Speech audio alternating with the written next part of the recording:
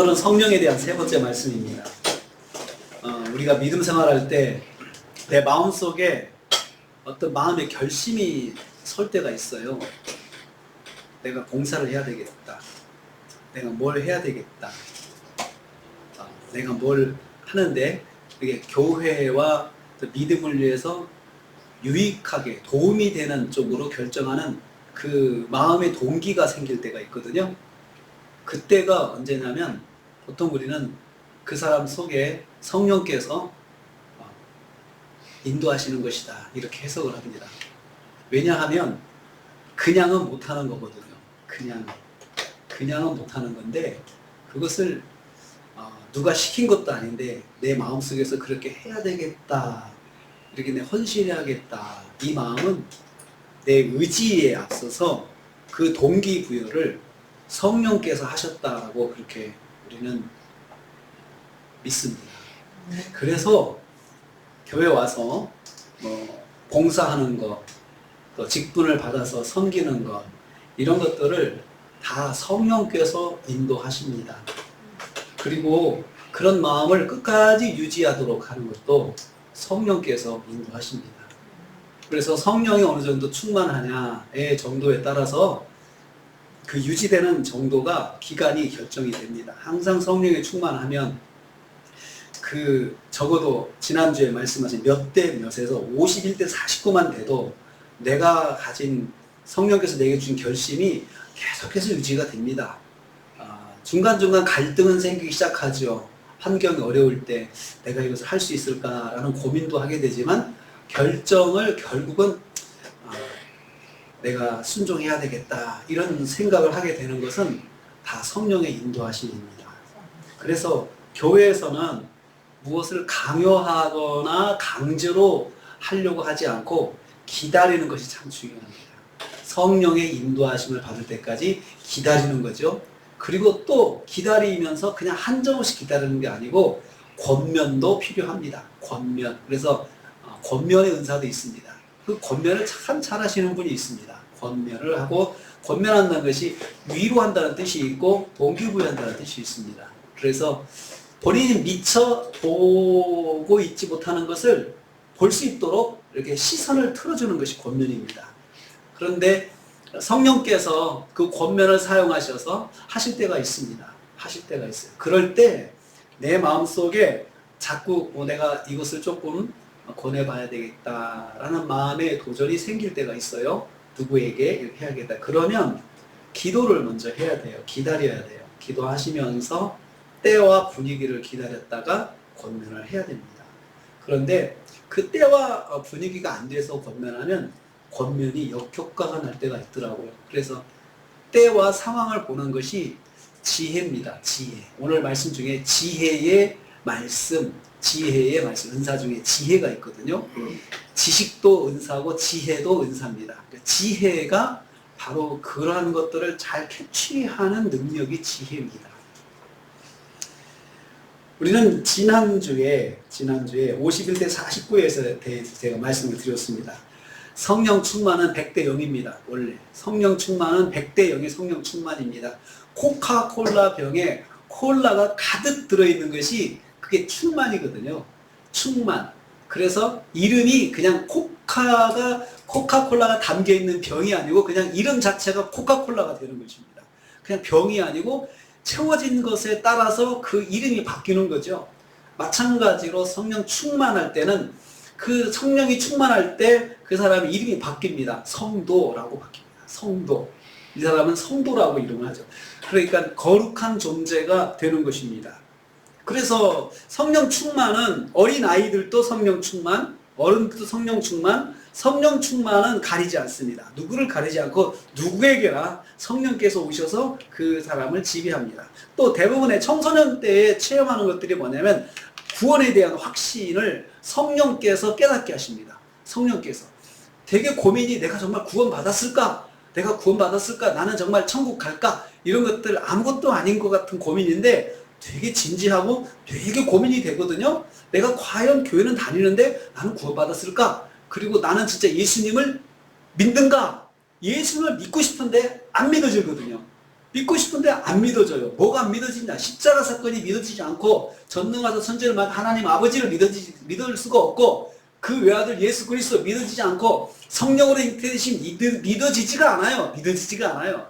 도저히 믿어지지가 않아요. 주님 제가 정말 믿고 싶습니다. 그때 참 그런 기도를 합니다. 청소년 때. 주님 내가 믿고 싶습니다.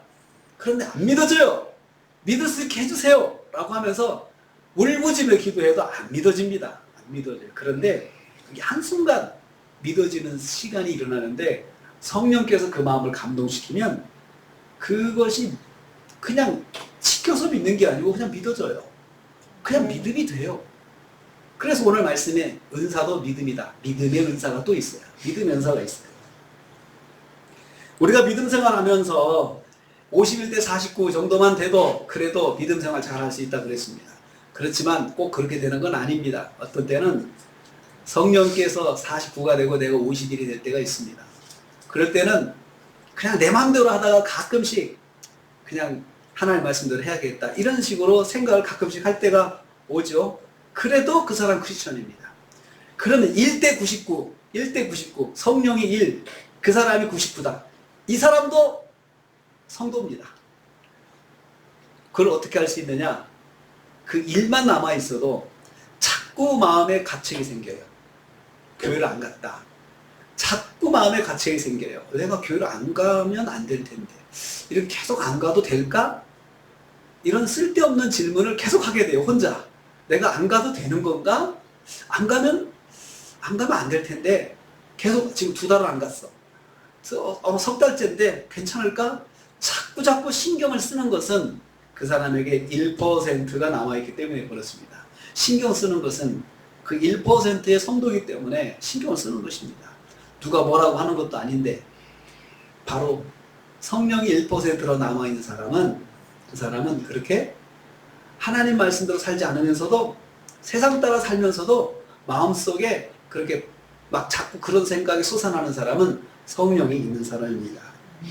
오늘은 성령에 대해서 세 번째 말씀으로서 이제 질문을 가지고 시작하겠습니다.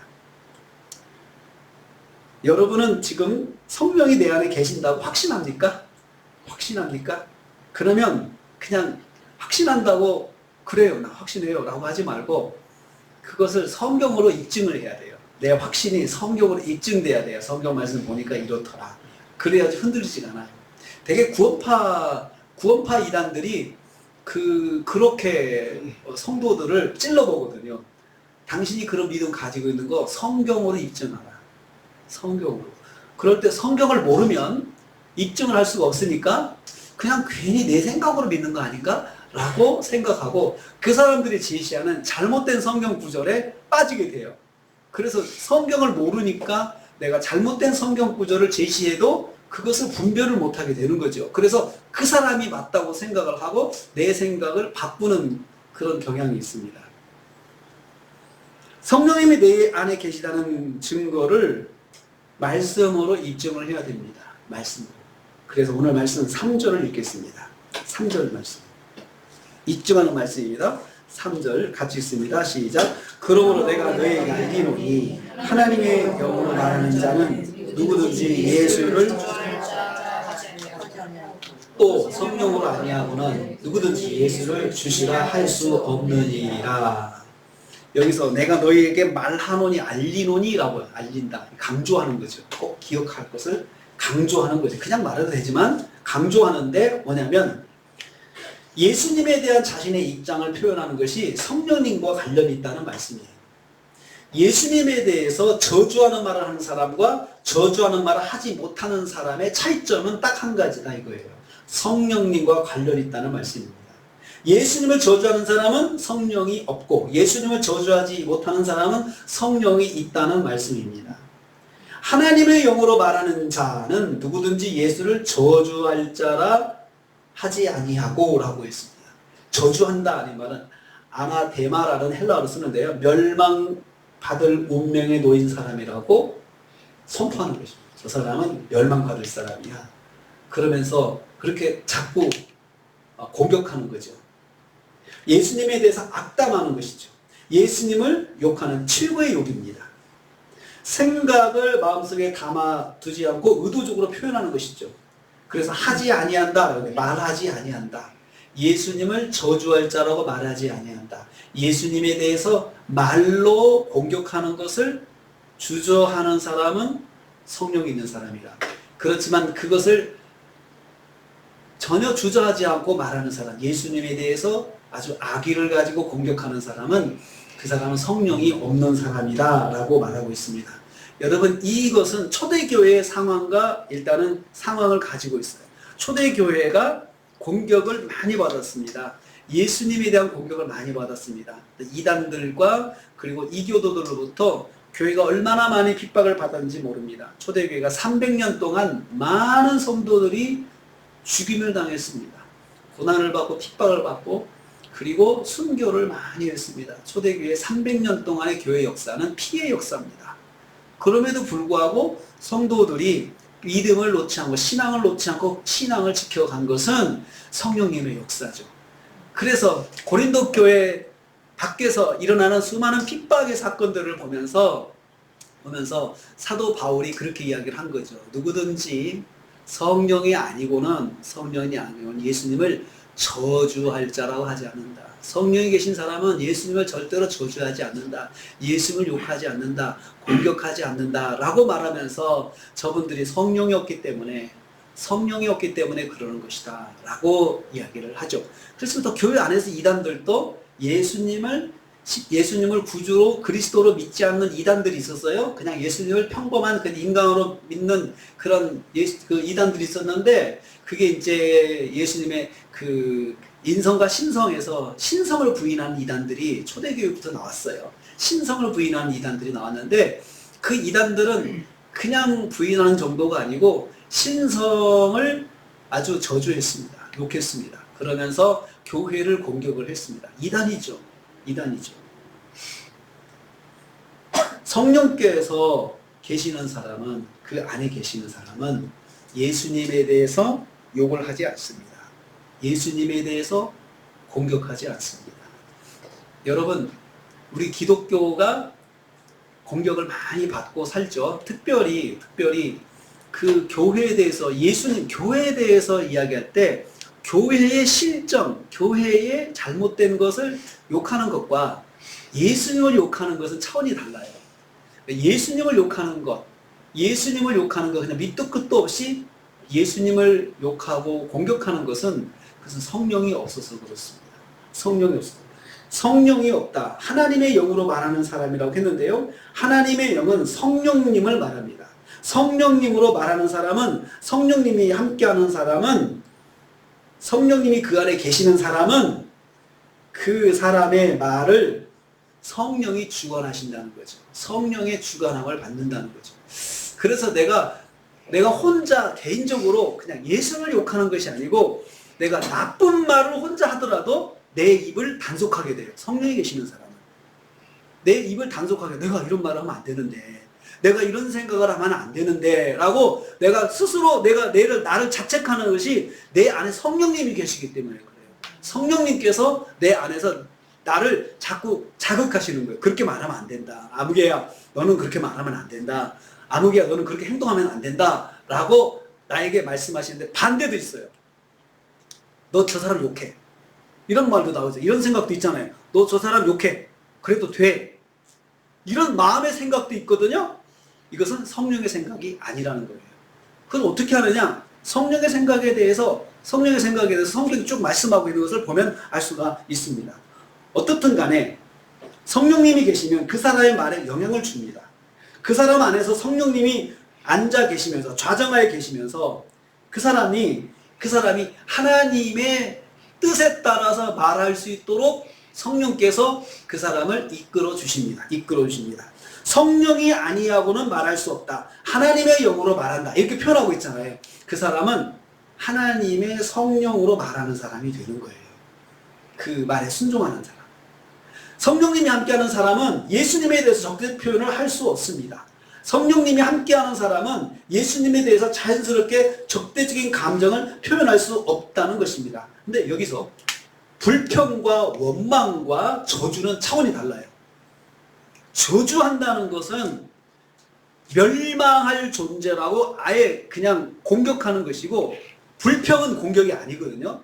불평은 내 뜻대로 안 됐을 때 내가 좀 불평할 수는 있어요. 원망할 수도 있어요. 왜 이렇게 하나셨을까? 왜 이렇게 됐을까? 원망하는 건데, 불평과 원망은 저주가 아닙니다. 우리도 믿음 생활하면서 불평할 수 있거든요. 또 불평은 내가 충만할 정도가 낮아지면 하나님 뜻을 깨닫지 못해서 내가 불평할 수 있거든요. 그것은 충만의 정도가 약할 때 오는 현상이 불평일 뿐이지, 불평 자체가 저주는 아니에요. 저주는 아니에요. 그래서 차원이 다르다는 거죠. 저주는 아예 공격적으로 적대하는 것이 저주입니다. 적대하는 것이죠. 성령이 함께하는 성도라도 빠질 수 있는 실수는 불평입니다.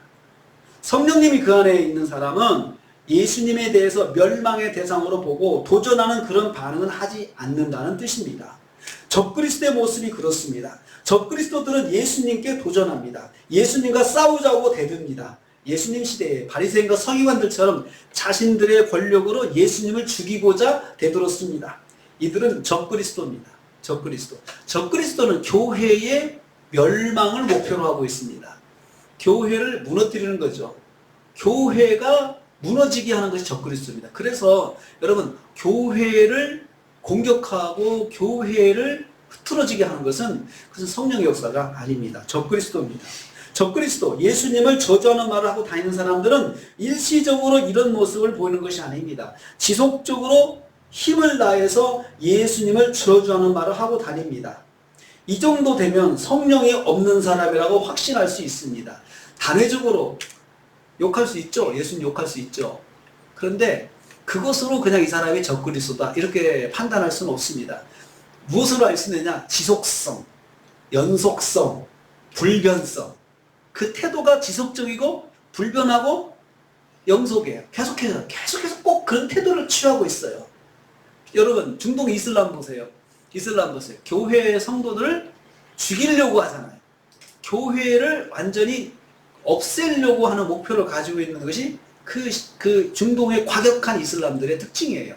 이 사람들은 진짜 이슬람도 아니라고 그래요. 진짜 이슬람도 아니고 그냥 극단주의 이슬람인데, 이 사람들은 그렇게 교회에 대해서는 적대감을 가지고 있습니다. 크리스천들, 우리가 옛날에 IS에 의해서 순교 참수당하는 크리스천들의 영상을 유튜브에서 본 적이 있습니다. 그분들은 그 칼을 목에 들이대면서 한 번만 예수님을 저주하라라고 해도 그분들은 그냥 차라리 나 죽겠다 해서 죽임을 당하는 분들이 있습니다. 그만큼 그 정도로 적대적이면 적그리스도죠. 성령이 없는 사람들이죠.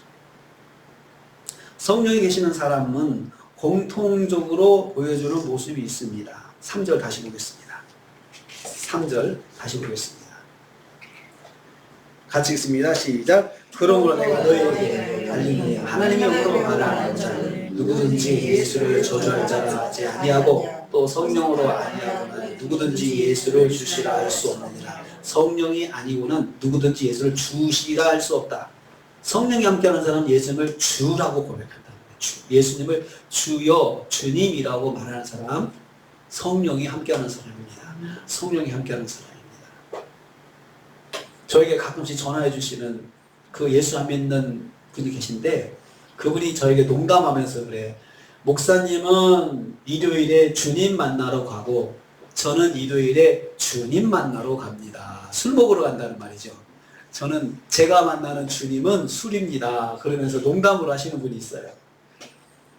예수님을 주님이라고 말하는 건요, 아무나 할 수가 없어요. 사실은 예수님을 주여라고 말하는 이 주여라고 하는 표현이요, 세상 사람들한테는 참 어색한 표현이거든요. 참 할 수 없는 표현입니다. 주님, 주님. 근데 우리는 신앙생활하면서 예수님에게 주님이라는 표현을 잘 쓰잖아요. 주님, 주여, 주님 이 말 쓰잖아요. 아멘, 할렐루야 이 말.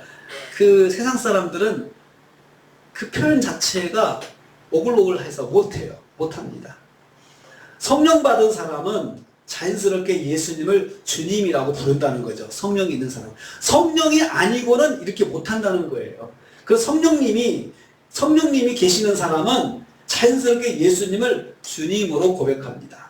성령이 함께하는 사람은 어디를 가든지 예수님을 주님으로 대접하는 삶을 살아가는 거죠. 말로만 주님 하지 않고 어디를 가든지 간에 그곳에서 예수님이 주님이 되시죠. 주인이 되시죠. 그래서 주인이 된다는 게 무슨 뜻입니까? 물어본다는 거지. 예수님께 물어본다는 거죠. 주님, 제가 이렇게 하는 게 좋겠습니까? 이렇게 해도 되겠습니까? 그리고 주인의 눈치를 보는 종이 된다는 거예요. 주인의 눈치를 보는 거죠. 물어본다는 것은 눈치를 보는 거거든요. 이걸 하면은 주님께서 기뻐하실까? 이렇게 생각을 하는 거죠. 이 사람은 성령이 그 안에 계신 사람이에요. 내가 혹시 한 번이라도 내가 이렇게 말해도 될까? 말해놓고 내가 이렇게 말한 것이 잘한 건가? 라고 고민을 하게 된다면, 누가 시키지도 않았는데도 고민하게 된다면 성령이 그 안에 계시는 사람이에요. 성령께서 내 안에 역사하시는 거죠. 그래서 성령이 함께하는 사람들을 성도라고 부르게 됩니다. 거룩한 사람, 특별한 사람, 주를 모시고 사는 특별한 사람, 성도는 특별한 사람이라는 뜻인데, 예수님을 주로 모시는 사람, 특별한 사람이죠. 세상 사람과 정말 다르죠. 세상 사람과 다른 거예요. 세상 사람들은 자기들의 가치관, 여러 문화적인 생각들, 이런 것들로 이 사람들이 판단을 하게 돼요. 그렇지만 우리는 예수님이 기뻐하시는가, 이것을 판단 기준으로 삼습니다. 그래서 결정을 하죠. 어디를 가든지 간에 그게 예수 믿는 사람의 특징이에요. 그게 예수님이 계시는, 함께하는 사람, 성령이 그 안에 계시는 사람의 특징이에요. 예수님과 동행하는 사람의 특징이라고도 하고 성령이 계시는 사람이라고도 합니다. 내 입에서 주님, 주여라는 말이 자연스럽게 나오는 것은 내 안에 성령님이 계신다는 증거입니다. 내 입에서 자연스럽지 않지만 그래도 주님이라는 말이 나오는 것도 내 안에 성령이 계신다는 증거입니다. 51대 40개 비중으로 계셔도 자연스럽게 고백할 수 있는 고백이 주님이라는 고백입니다. 1%만 계셔도 주님을 대적하는 말을 할 수가 없습니다. 내 안에 성령님이 계시어서 역사하기 때문입니다. 성령이 아니고는 예수님을 주시라 할 수 없다. 누구든지 성령이 아니고는. 한번 진단해 보십시오. 내가 예수님을 주여라고 그냥 표현이 된다. 성령이 계시는 사람이에요. 또 주여라고 하는 표현이 어색하지 않다. 성령이 계시는 사람이에요. 성령이 1%라도 계시는 사람이에요. 어색하지 않다. 밖에서 누가 주여라고 했을 때 그것이 하나도 어색하지 않다. 또 한편 거기서 주여라고 할 필요가 없는데 주여 할 때 내가 부끄럽다. 이것도 성령이 계시는 사람이에요. 누가 자기 마음대로 해놓고는 주여라고 할 때 그때 그 주여는 한탄의 주여도 있습니다. 주여, 제가 안 해야 되는데 또 그랬습니다 하면서 한탄의 주여도 있죠. 성령이 계시는 사람입니다. 성령이 계시면 말씀에 대해서, 예배에 대해서, 하나님에 대해서 부정적인 행동과 표현을 할 수 없습니다. 성령이 계시는 사람의 특징이에요. 성령이 계시는 사람의 특징이에요. 제가 고등학교 2학년 때 그 고등부 회장을 했는데, 그때는 교회마다 매년 하는 행사가 있어요. 문학의 밤이 있어요. 문학의 밤. 1년에 한 번씩 문학의 밤이라고 해가지고 정말 교회가 열심히 준비해가지고 뭐 찬양, 연극, 꽁트, 또 시, 뭐 이런 것들을, 또 합창, 이런 것들을 다 준비해야 한 러닝 시간이 한 2시간 정도 되거든요.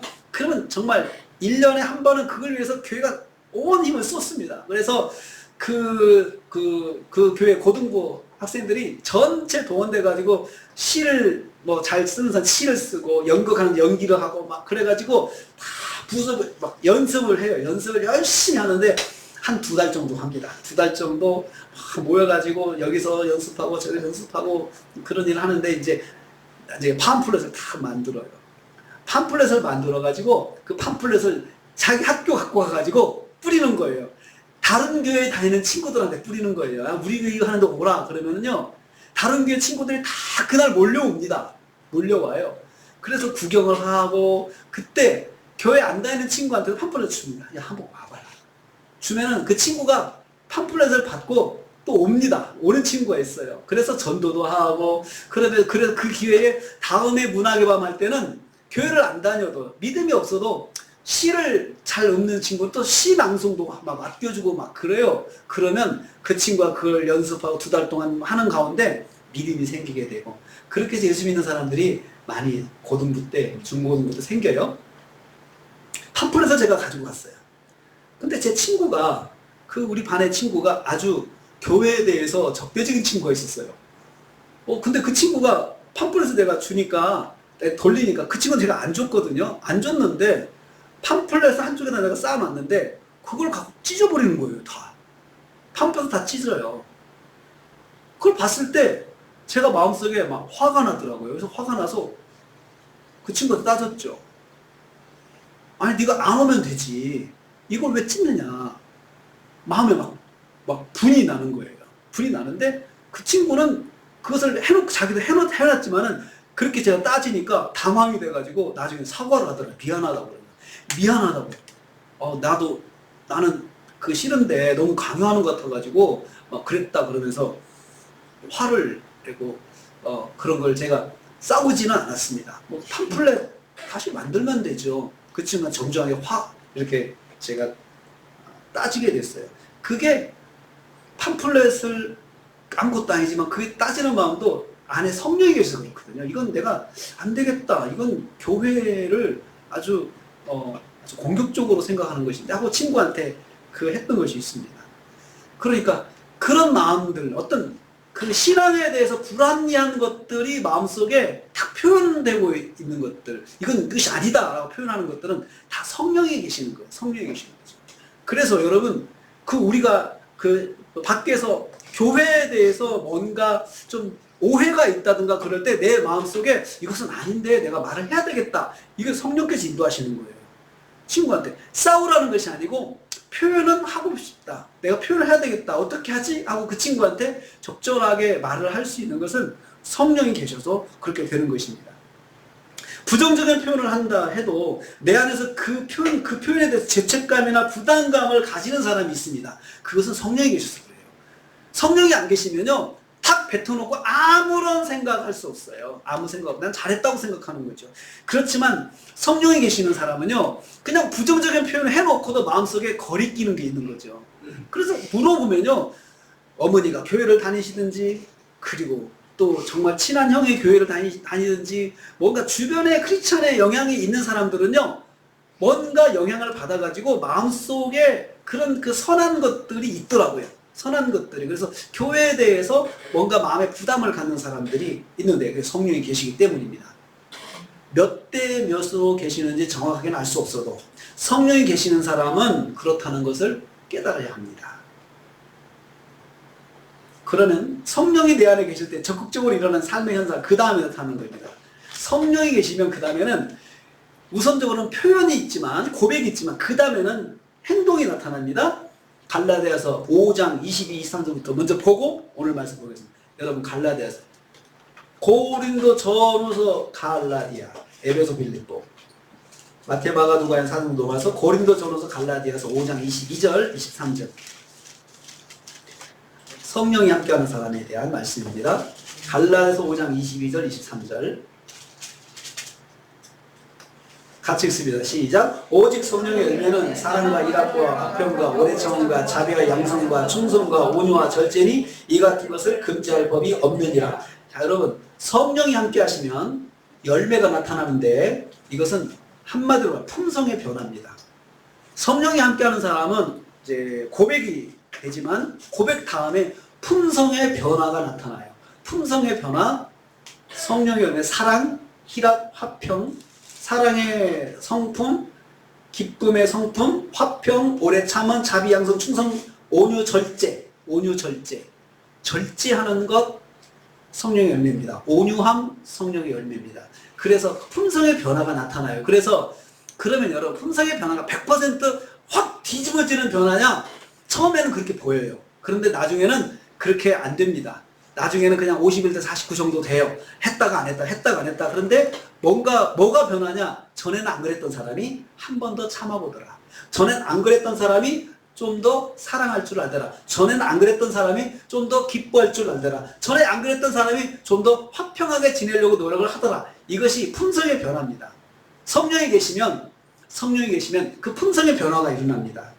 그래서 이것들이 점진적으로 하나씩 드러나는 거죠. 다 9가지 열매가 한꺼번에 나타나는 게 아니고 그냥 사랑의 사람으로 변화되기 시작하고 그 다음에 기쁨의 사람으로 변화되기 시작하고 하나씩 하나씩 하나씩 이것이 점진적으로 나타나서 다 가지는 사람도 있지만 평생 해도 다 못 가집니다.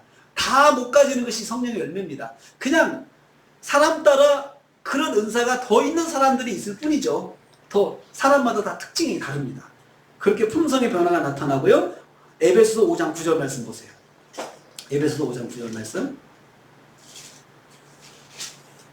에베소서 5장 9절 말씀. 이것들을 한꺼번에 모아가지고 세 단어로 표현했습니다. 같이 읽습니다. 시작. 빛의 열매는 모든 착함과 의로움과 진실함이 있느니라. 자, 빛의 열매라고 성령의 열매를 다시 바꿔서 표현했어요. 품성의 변화입니다. 성령님 계시면 성령의 품성을 닮아가는데 이것이 성령님의 품성은 예수님의 품성입니다. 하나님의 품성이라고 할 수 있습니다. 성부, 성자, 성령 동일하기 때문이죠. 그래서 착한 사람이 돼요. 예수를 믿으면 성령의 충만함을 받으면 착한 사람이 되고 의로운 사람이 돼요. 의롭다. 의롭다라고는 하나님의 뜻에 합당한 일을 행하려고 하는 사람이에요. 이것은 하나님의 뜻에 합당하다 그러면 거기에 목숨을 거는 사람이 되는 거죠. 또 착함도 마찬가지죠. 선함이라고 이야기해요. 선함. 하나님 뜻에 합당한 선함을 가지고 선한 일을 위해서 행동하는 사람이 되고 진실한 사람이 된다. 진실하게 한다. 여러분 그렇지만 이것이 사람들의 도덕적 품성하고 겹치죠. 도덕적 품성하고 겹쳐요. 원래 착한 사람이 있고 원래 의로운 사람이 있고 원래 진실한 사람이 있는데 훈련에 의해서 교육에 의해서 그렇게 될 수도 있습니다. 그런데 그것은 차이점이 뭐냐? 우리 교회가 가지고 있는 신앙에서 성령에 충만한 사람이 가지는 착함과 성령에 충만한 사람의 의로움과 성령에 충만한 사람의 진실함은 그 사람의 동기가 도덕적 동기가 아니고 하나님께서 원하시기 때문에 이게 달라요. 그러면 뭐가 되느냐? 하나님이 원하시는 것이 되면 하나님을 사랑하는 만큼 그 열매가 나타나요. 하나님을 사랑하는 믿음이 있는 만큼 착함이 더 드러나고 믿음이 있는 만큼 의로움이 더 드러나고 믿음이 있는 만큼 진실함이 드러나요. 그래서 하나님이 원하시는 것이 더 확실하게 하나님의 사랑을 받은 사람일수록 착함과 의로움과 진실함에 하나님을 위해서 목숨을 걸어요. 그래서 신학생들이 데모를 하면 다 목숨을 겁니다. 그래서 학생들은 많지 않은데 소수인데 다 극단적인 사람들이 돼요. 한 번 목숨 걸면 거기에 그냥 나 죽어도 괜찮다라고 하고 뛰어듭니다. 그게 신앙생활 하는 사람의 특징이죠. 성령 계시는 사람들이 특징이 바로 그런 의로움과 착함과 진실에 대해서 생명을 겁니다. 예수님처럼 생명을 거는 사람이 되죠. 그런데 여러분 차이가 있습니다. 자, 이제 고린도전서 12장으로 돌아옵니다. 은사에 대해서 보겠습니다. 4절부터 6절 같이 있습니다. 시작. 은사는 여러 가지나 성령은 같고 직분은 여러 가지나 주는 같으며 사역은 여러 가지나 모든 것을 모든 사람 가운데 이루시는 하나님은 같으니 각 사람에게 성령을 나타내시면 유익하게 하려 하시니라. 여기 5절에서 각 사람씩 은사 이제 카리스마라는 말인데요. 헬라어로 카리스마는요 신비한 능력을 카리스마라고 합니다. 신비한 능력. 성령이 함께하는 성도에게는 신비한 능력, 은사가 주어진다는 말씀이에요. 신비한 능력, 은사가 주어지는데 은사를 6절과 7절에서는 직분과 사역이라고 말로 다시 대신합니다. 은사가 주어지는데 은사는 여러 가지지만 성령은 같고 직분은 여러 가지지만 은사가 다시 표현될 때 직분으로 되죠. 직분, 그 다음에 사역은 여러 가지나 또 은사, 직분, 사역 이렇게 단어가 바뀌잖아요. 이것은 뭐냐면 은사가 사역과 직분으로 나타난다는 거예요. 사역과 직분으로. 근데 신비한 능력이 그 사람이 어떤 직분을 통해서 신비한 능력을 표출하게 되고 그 사람이 교회 안에서 하는 사역을 통해서 신비한 능력을 드러내게 된다는 것입니다. 그래서 은사를 받아서 직분을 감당하고 일을 하게 된다는 말씀입니다.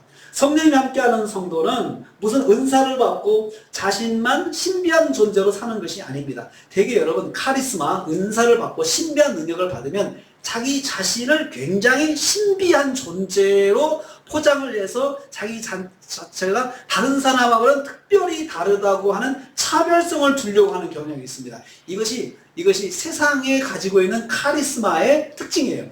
세상적인 카리스마는 나를 신비화하는 것입니다. 내가 가진 능력으로 나를 신비화해서 다른 사람과 차별을 둬가지고 다른 사람들하고 나를 경외심을 가지고 대하게 합니다. 그래서 나를 신성하게 생각하게 해요. 신성하게. 다른 사람하고 너희들은 나는 달라. 나는 신비한 존재야 라고 해서 다른 사람들을 나를 경외하게 만들죠. 나를 존경하게 만들어. 그거 가지고 카리스마로 나를 존경하게 만드는데 그것은 성경이 말하는 카리스마의 목적이 아닙니다. 은사를 가지고 직분을 받고 그 직분으로 그 신비한 능력을 표출해서 일을 하게 하는 것이 은사를 주시는 목적입니다. 그래서 8절과 10절 말씀에 이제 구체적으로 그 신비한 능력이 어떻게 나타나는지 보겠습니다. 8절부터 10절 읽습니다. 시작. 어떤 사람에게는 성령으로 말하는 지혜의 말씀을, 어떤 사람에게는 같은 성령을 따라 지식의 말씀을, 다른 사람에게는 성령으로 믿음을, 어떤 사람에게는 한 성령으로 병 고치는 은사를, 어떤 사람에게는 능력 행함을, 어떤 사람에게는 예언함을, 어떤 사람에게는 영들 분별함을, 다른 사람에게는 각종 방언함을, 어떤 사람에게는 방언을 통역함을 주시나니. 은사에 대해서, 카리스마에 대해서 여러 가지 소개하는데, 첫째, 지혜의 말씀. 지혜를 헬라어로 소피아라고 합니다. 지혜는 말씀에 대한 지혜를 말합니다. 깨달음과 이해의 눈이 열리는 거죠. 그러니까 여러분, 특별히 어떤 사람에게는 깨달음의 눈을 열어주시는 분이 하나님 열어줄 때가 있어요. 깨달음의 눈이 열려요. 그래서 같이 성경을 읽어도 깨달음이 다른 사람이 있어요. 깨달음이 다르다고 하는 것은 적용이 다르다는 거죠. 적용이. 그리고 지식의 말씀, 지식은 정보입니다. 성경의 말씀을 많이 마음에 담아두게 되는. 성경을 읽으면 그 말씀이 그 사람에게 계속 남아있는 사람이 있어요. 그냥 잊어버리지 않고. 남아서 그 성경의 말씀들을 계속 기억해야 되는 사람들이 있어요. 이게 지식의 말씀의 은사를 받은 사람이에요. 지식의 은사. 지혜의 은사는 깨달음과 적용의 능력이 탁월한 사람. 지식의 은사는 성경 말씀을 마음에 담아두는 양이 많은 사람이 있어요. 같이 성경을 읽어도. 그래서 그 사람한테는 말씀이 툭툭 튀어나오죠. 이 지식의 은사를 받은 사람이에요. 그래서 하나님께서 그걸 통해서 이제 교회를 섬기게 하는 거죠. 어떤 사람에게는 믿음의 은사, 믿음 피시스, 하나님을 의지하는 것이, 마음이 생기는 것이 믿음인데, 하나님을 의지하는 믿음이 특별한 사람이 있어요. 하나님을 의지하는 것이 특별한 사람. 모든 일에 하나님을 의지하는 사람이 있어요. 그게 믿음의 은사죠. 믿음. 그것도 은사입니다. 그래서 여러분, 믿음이 좋은 사람들 보면요, 정말 나는 그렇게 하면 난 절대 못하는데, 이 사람은 해요. 믿음의 은사 실험해 보려면 정말 주님께서 전도할 때는 전대를 가지지 마라. 그렇게 전대 가지지 마라. 돈 가지고 전도하지 말고 그냥 하라라고 하는 말씀 그대로 적용하는 사람들이 있습니다. 믿음을 따라서 그냥 가서 전도하고 그냥 아무것도 없이 가서 전도만 하는 사람이 있어요. 밥은 어떻게 먹을 건데? 하나님 먹이실 거야. 때가 되면 하나님 먹이시는 것을 체험하는 거죠. 그래서 중요한 건 말씀에 순종하는 것이 돈이 아니다라고 생각을 막 하는 사람이 있어요. 그러면 하나님께 그 특별한 믿음이죠. 근데 그 믿음 따라 그렇게 또 인도하심을 받고 살았어요. 들어보면 받고 살았어요. 그것이 하나님 인도하심이죠. 그 믿음이 생기는 것 아무것도 아니거든요. 하나님께 모든 걸 의지하는 것 아무것도 아닌데 하나님이 은사를 주셔야 돼요. 믿음의 은사를 주시면 그것이 막연하게 그냥 무모하게 믿는 것이 아니고 마음에 확신이 생기는 거죠. 하나님께서 인도해 주실 것이다. 그렇게 하고 우선 그냥 그대로 생활 속에 적용을 하는 것입니다. 병 고치는 은사. 여기서 은사를 카리스마라고 하죠. 카리스마라고 하는데 병 고치는 카리스마, 신비한 능력을 하나님 주신다는 거죠. 어떤 사람에게는 하나님께서 그런 특별한 신비한 능력을 주세요. 병 고치는 능력을 주세요. 그래서 그 사람이 기도하면 진짜 신비하게 나아요. 그런 사람이 있습니다. 하나님이 그렇게 은사를 주시는 분이 있어요. 목사뿐만 아니고 기도하는 가운데 하나님 주시는 경우가 있습니다. 그래서 그 사람한테 기도를 받으면 암도 나아요. 그건 하나님이 주시는 특별한 은사예요. 그 다음에 능력 행함의 은사, 능력 행한다, 능력, 디나미스, 기적적인 일들을 행하는 그 기도를 하는 사람이 있어요. 기적적인 것들. 상황이 뒤바뀌는 것을 기도할 때 하나님께 그 기도를 받으셔서 하는 사람이 있습니다. 그러한 것들을 할 수 있는 능력을 써요. 또 예언함, 프로페테이아라고 하는 예언이라고 하는 프로는 하나님 앞에서 말씀을 듣고 전하는 사람이 프로페테이아 선지자라고 보통 이야기를 합니다. 근데 이 사람들은 하나님의 말씀을 받아서 하나님의 말씀을 사람들에게 전달하는 능력이 있는 사람들이 있어요. 그러려면 먼저 하나님께 말씀을 받을 수 있는 그런 능력이 있어야겠죠. 하나님의 음성을 들을 수 있는. 그래서 요즘에는 그 설교자가 예언의 은사를 가진 사람들이에요.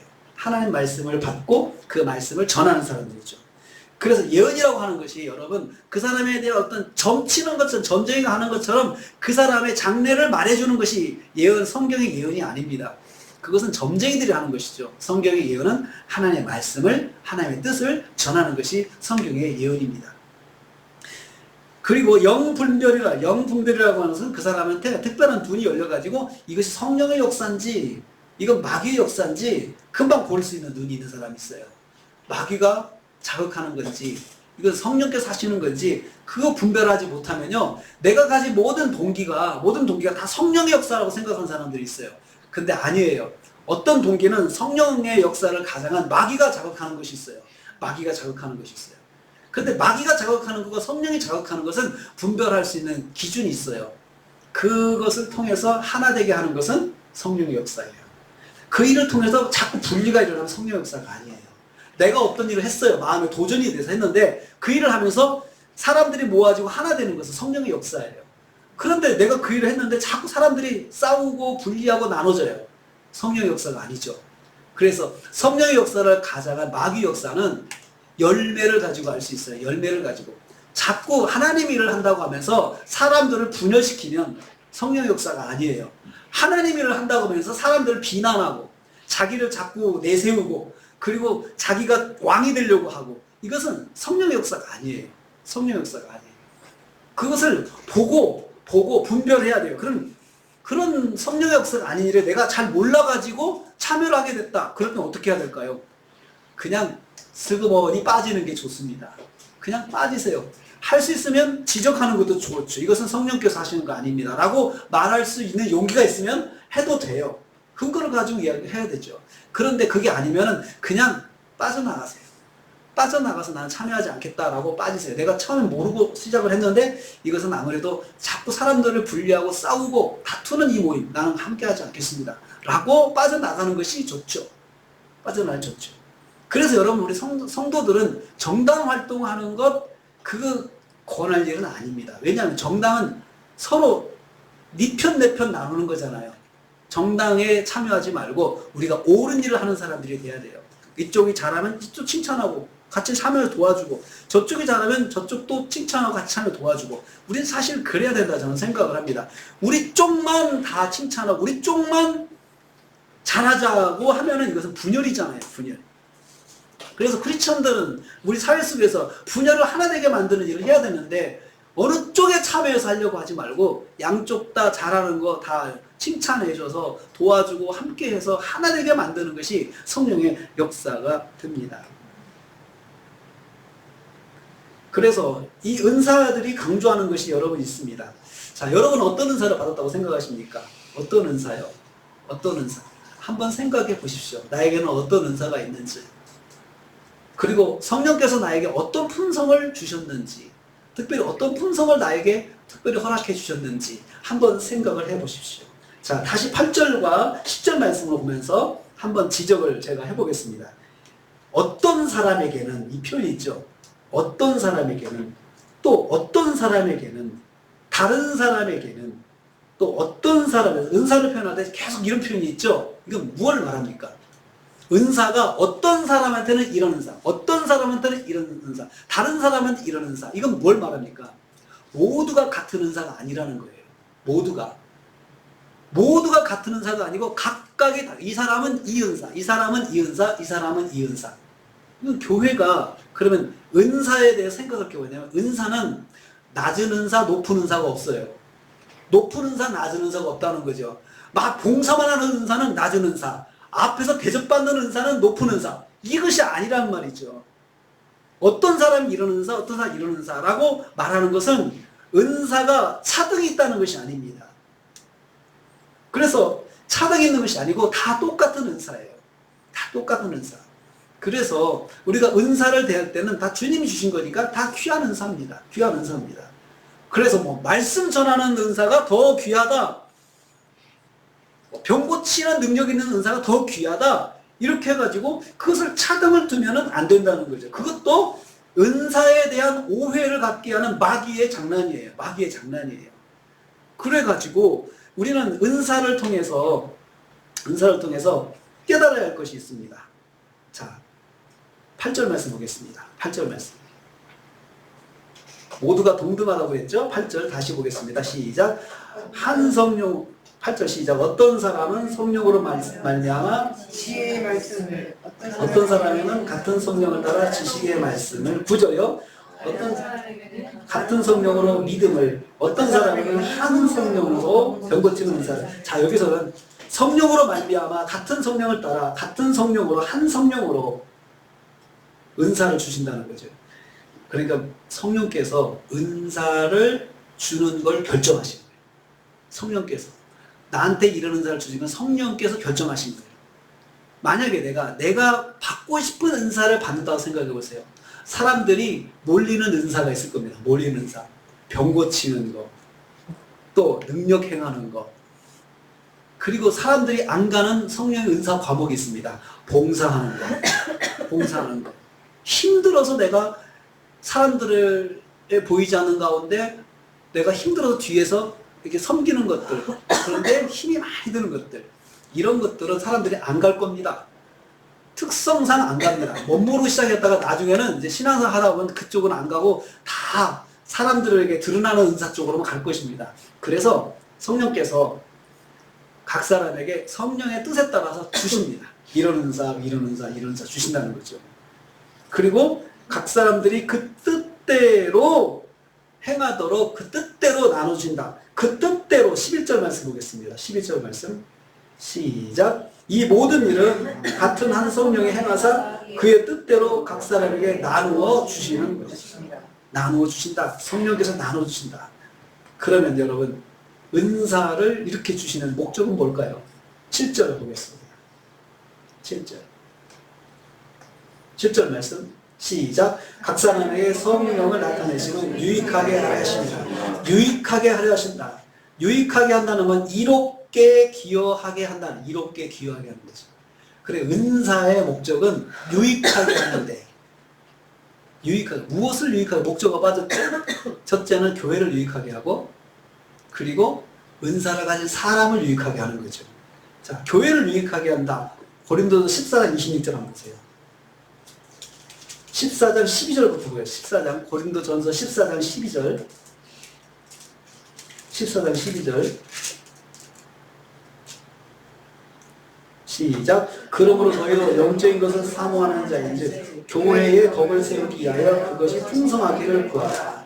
유익하게 한다는 말이 교회의 덕을 세운다는 말로 바꿔서 표현되고 있죠. 14장 26절. 14장 26절. 시작.